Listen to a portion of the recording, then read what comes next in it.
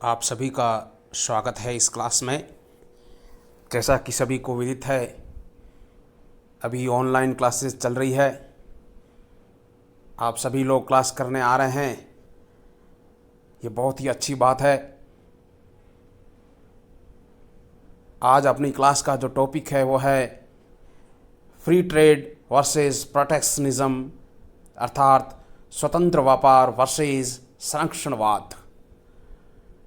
ये बहुत ही महत्वपूर्ण टॉपिक है।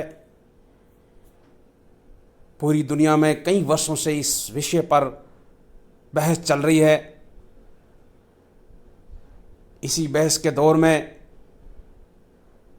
हम इस क्लास में ये समझने का प्रयास करेंगे कि स्वतंत्र व्यापार होता क्या है और स्वतंत्र व्यापार के पक्ष और विपक्ष में हम तर्क देने का प्रयास करेंगे।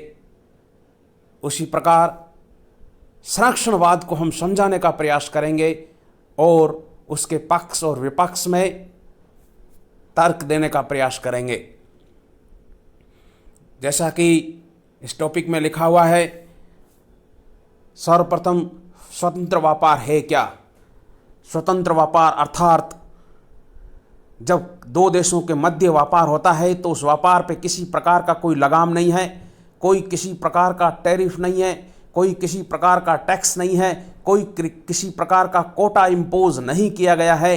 वस्तु और सेवाओं का फ्री फ्लो हो रहा है, स्वतंत्र आवागमन हो रहा है, किसी प्रकार की कोई बाधा उत्पन्न नहीं की गई है। तो इस प्रकार के व्यापार को स्वतंत्र व्यापार कहते हैं।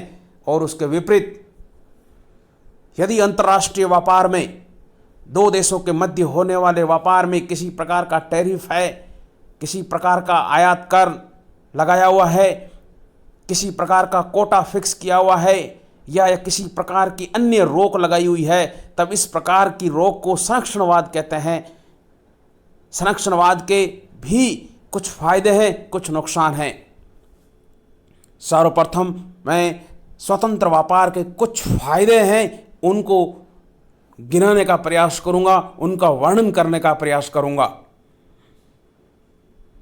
स्वतंत्र व्यापार जो विचारधारा है वो नई नहीं है। स्वतंत्र व्यापार बहुत ही पुरानी विचारधारा है। स्वतंत्र व्यापार के पक्ष में कुछ तर्क देने का हम प्रयास करते हैं कि स्वतंत्र व्यापार से सबसे बड़ा फायदा ये होता है कि पूरी दुनिया की अर्थव्यवस्थाएं तेज गति से आगे बढ़ने लगती है, पूरे दुनिया की ग्लोबल जीडीपी बढ़ने लगती है, पूरी दुनिया वस्तुओं और सेवाओं का अनुकूलतम उत्पादन करने लगती है।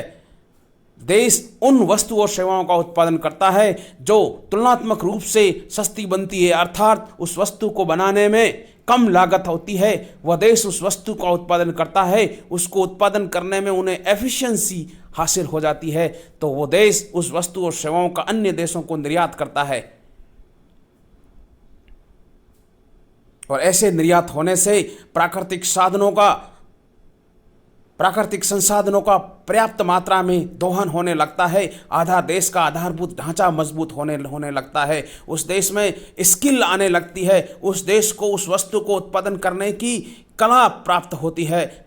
इससे फायदा ये होता है कि पूरी दुनिया की उत्पादकता बढ़ने लगती है और दीर्घकाल में वेज भी बढ़ने की संभावना रहती है। और इससे फ़ायदा ये होता है कि पूरे दुनिया की जीडीपी तेज़ गति से बढ़ने लगती है, पूरे दुनिया को अधिक से अधिक आय प्राप्त होने लगती है। इससे पूरी दुनिया का वेलफेयर बढ़ने लगता है, पूरी दुनिया का कल्याण बढ़ने लगता है। इसलिए पहला फ़ायदा यह है, यदि स्वतंत्र व्यापार होगा तो पूरी दुनिया की जीडीपी बढ़ेगी, पूरी दुनिया का कल्याण बढ़ेगा, पूरी दुनिया का फ़ायदा होगा। उसी प्रकार स्वतंत्र व्यापार का दूसरा सबसे बड़ा फायदा यह है कि उपभोक्ता को अधिक से अधिक कल्याण प्राप्त होता है। आप सभी को पता है, मैक्रो इकोनॉमिक्स में हमने पढ़ा है कि उपभोक्ता राजा होता है। उपभोक्ता को अधिकतम उपयोगिता तभी होती है जब वो अपने सभी साधनों को खर्च करते हुए वस्तु और सेवाओं का इस प्रकार उपयोग या उपभोग करता है कि उसकी उपयोगिता अधिकतम हो। ये उपभोक्ता का एकमात्र लक्ष्य होता है।